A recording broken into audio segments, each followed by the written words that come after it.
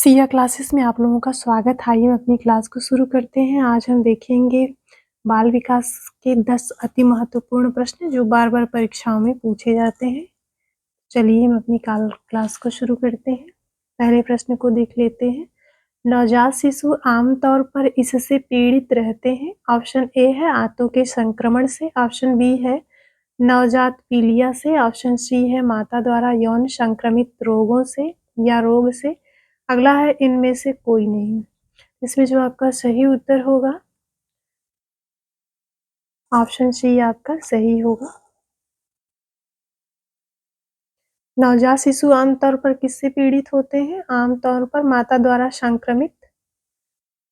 द्वारा यौन संक्रमित रोगों से नवजात शिशु पीड़ित होते हैं, इसलिए सी ऑप्शन आपका सही होगा। अगले प्रश्न को देख लेते हैं। जन्म के समय नवजात शिशु के रोने से ऑप्शन ए है श्वसन क्रिया आरंभ होती है, ऑप्शन बी है रक्त प्रवाह उत्तेजित होता है, ऑप्शन सी है पाचन तंत्र उत्तेजित होता है, ऑप्शन डी है निर्देशित होता है कि वह भूखा है। इसमें जो आपका सही उत्तर होगा, आपका सही उत्तर ऑप्शन ए होगा कि नवजात शिशु के रोने से श्वसन क्रिया आरंभ हो जाती है, इसलिए ए ऑप्शन आपका सही होगा। अगला प्रश्न है सामान्य नवजात शिशु कितने घंटे की नींद लेते हैं? ऑप्शन ए है 13 घंटे, ऑप्शन बी है 20 घंटे, ऑप्शन सी है 7 घंटे, ऑप्शन डी है 10 घंटे।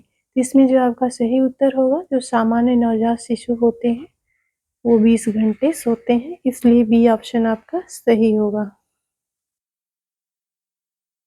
अगला प्रश्न है नवजात शिशु की नाड़ी की गति प्रति मिनट होती है। ऑप्शन ए है 80 बार, ऑप्शन बी है 150 बार, ऑप्शन सी है 120 बार, ऑप्शन डी है 180 बार। इसमें जो आपका सही उत्तर होगा ऑप्शन बी आपका सही होगा। नवजात शिशु की नाड़ी की गति 150 बार होती है, इसलिए बी ऑप्शन आपका सही होगा। अगले प्रश्न को देख लेते हैं। शिशुओं को पूरक आहार देना आरंभ करना चाहिए। ऑप्शन ए है 10 माह की आयु से, ऑप्शन बी है 6 माह की आयु से, ऑप्शन सी है 4 माह की आयु से, ऑप्शन डी है 7 माह की आयु से। शिशुओं को पूरक आहार कब से देना चाहिए? 6 माह की आयु से, इसलिए बी ऑप्शन आपका सही होगा। अगला प्रश्न है नवजात शिशु में कौन सी इंद्रिय सबसे कम विकसित होती है? ऑप्शन ए है सूंघना, ऑप्शन बी है सुनना, ऑप्शन सी है स्पर्श, ऑप्शन डी है देखना। तो नवजात शिशु में कौन सी इंद्रिय सबसे कम विकसित होती है? तो ऑप्शन ए आपका सही होगा, सूंघना।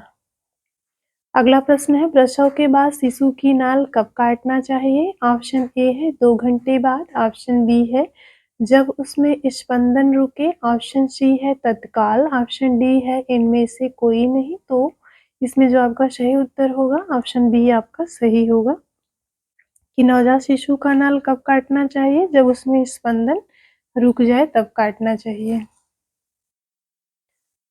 अगला प्रश्न है हरलाख के अनुसार नवजात अवस्था कितने समय की होती है? ऑप्शन ए है जन्म से 2 माह, ऑप्शन बी है जन्म से 3 माह, ऑप्शन सी है 3 से 4 माह, ऑप्शन डी है इनमें से कोई नहीं।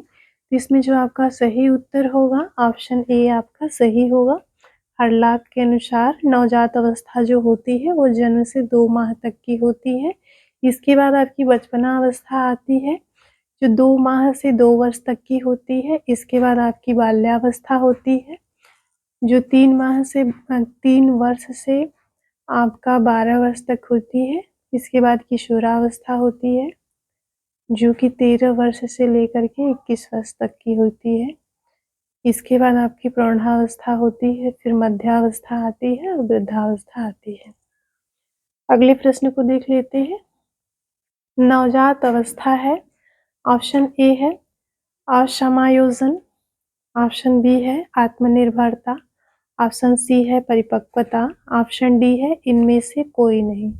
तो जो नवजात अवस्था होती है वो कैसी होती है? असमायोजन की अवस्था होती है। इस अवस्था में जो बच्चा होता है वो असमायोजित होता है, इसलिए नवजात अवस्था को असमायोजन की अवस्था भी कहा जाता है।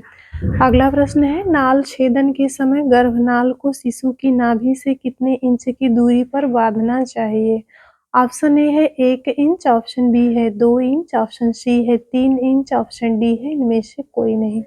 इसमें जो आपका सही उत्तर होगा, नाल छेदन के समय गर्भनाल को शिशु की नाभि से कितने इंच की दूरी पर बांधना चाहिए?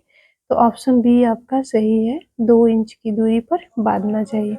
ये रहे आपके बाल विकास से संबंधित 10 अति महत्वपूर्ण जो बार-बार परीक्षाओं में पूछे जाते हो, चाहे वो टीएसटी हो, पीएसटी हो, एलटी ग्रेड हो, जीआईसी हो, यूजीसी हो, नेट हो, जेआरएफ हो, डीट्रिपल एसबी हो, बीपीएससी होम साइंस हो, और ये जो है बीए बीए की कक्षा के जो बच्चे हैं होम साइंस के, उनके लिए भी उपयोगी है, फर्स्ट सेमेस्टर में है। इसके साथ एमए में भी इस पार्ट से प्रश्न आते हैं, इसलिए ये बहुत ही महत्वपूर्ण है। आज की क्लास यहीं पे समाप्त होती है।